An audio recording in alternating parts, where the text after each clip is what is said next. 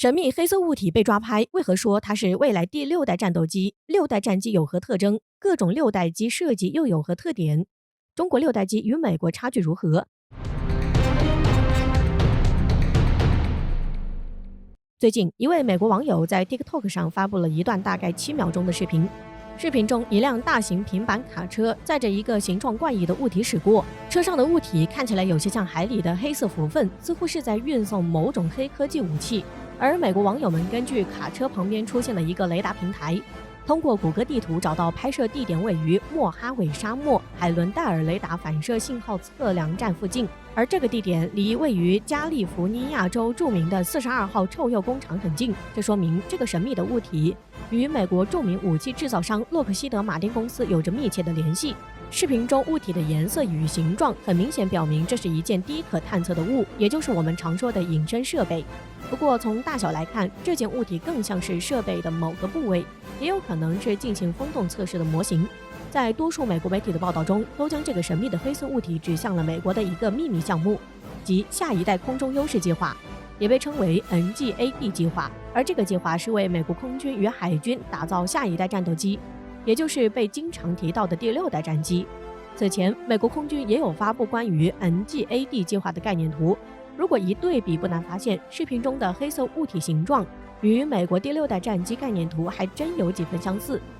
在美军提出 NGAD 计划后，波音、洛克希德马丁、格鲁曼3家军工企业相继参与竞标。在 NGAD 计划中，美国空军原型战机的型号暂定为 FX， 而美国海军则是 FAX。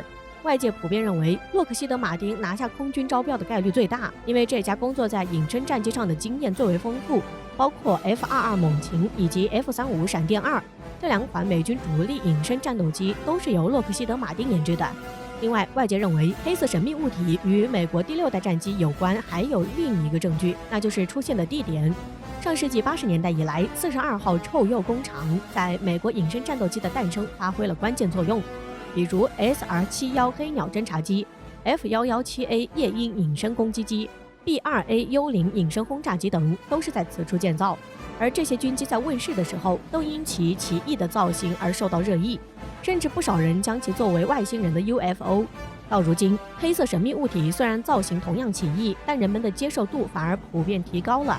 当然，未来6代机造型奇异，并非是为了显示特立独行。不同于 F-22战斗机定义了第5代战机，在目前第6代战机还没有问世之前，军事专家们就已经为其下了诸多的定义，包括一身融合、更强的隐身能力、高超音速巡航、AI 辅助决策系统、超燃冲压发动机、机载激光武器、无人僚机、适应变循环技术等等。因此，在各国的第6代战斗机设想中，其造型都有些打破传统。就目前已知的各国6代机进度而言，美国无疑还是领先的。有消息称，在其他国家还在构思概念的时候，美国已经率先开展了相关测试。而从视频来看，这样的说法似乎不是空穴来风。当初美国凭借 F-22战斗机在5代战机上引领世界10多年，至今 F-22依旧堪称全球最强战斗机之一。有着如此雄厚的研发力量，美国能在6代机上先发制人也是理所应当的。不过，不同于 F-22的问世猛然惊醒其他国家，对于第6代战机，其他国家也早就开展了行动。2019的巴黎航展上，由法国、德国与西班牙联合参与的6代机项目 FCAS 模型展出，这也成为首个在航展上展出的第6代战机。而根据展方介绍，欧盟 FCAS 战机主要构建多域联网通讯作战模式，执行联合作战任务。简单来说，这种模式中，战斗机不仅将执行战斗机任务，也能作为空中指挥塔来为其他战机或者无人僚机下达指令，而这也符合多国参与的特征。不过从外形来看， FCAS 战机有类似一架加宽拍扁版的 F-22战机。考虑到这些国家目前还没有突破5代战机的技术，因此也只能解释为6代战机设计依然局限在5代机思维中。另一方面，已经脱欧的英国则拿出了一款名为暴风雨战机的方案，用以作为第6代战斗机。暴风雨战机主打 AI 智能化，能让有人驾驶与无人驾驶结合，让飞行员能在战斗中脱离驾驶，执行更多的任务。此外，暴风雨战机还加入激光武器系统作为其防御，而激光武器能有效抵御来自空导弹的袭击。目前日本方面也表示有兴趣参与到暴风雨战机的研究中。只不过美国方面似乎并不太满意英日合作，多次强调日本需要由美国来协助研发新战机。而通过苏57战机总算迈入5代机门槛的俄罗斯自然也不甘落后。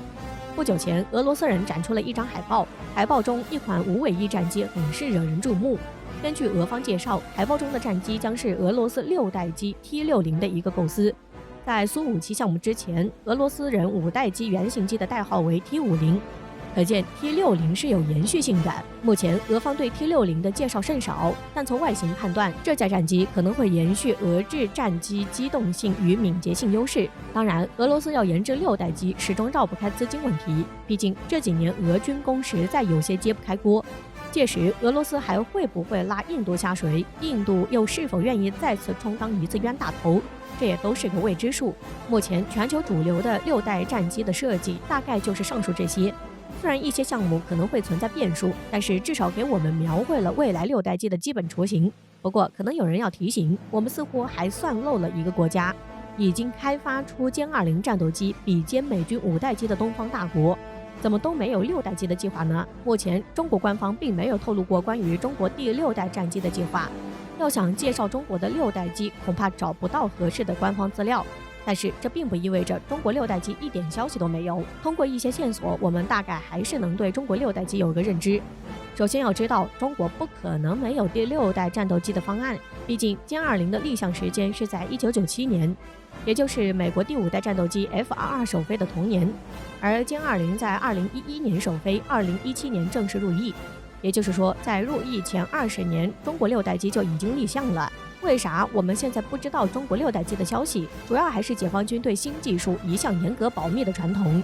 像歼20首飞之前，关于其存在的争论在民间也一直没有停下来过。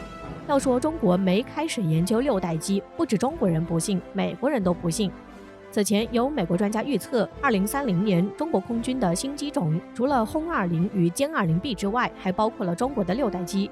按照2030年时间点的话，中国在2010年可能就已经展开相关研究了。此外，中国6代机研究还有一个决定性证据，在不久前央视节目中就报道了由沈阳古风机场所打造的 FL-62 风洞将在明年正式投入使用。而官方对 FL-62 风洞的定义就是为中国下一代战机做准备。如果说明年投入使用，这不就说明中国6代机可能在明年就要进行风洞测试了吗？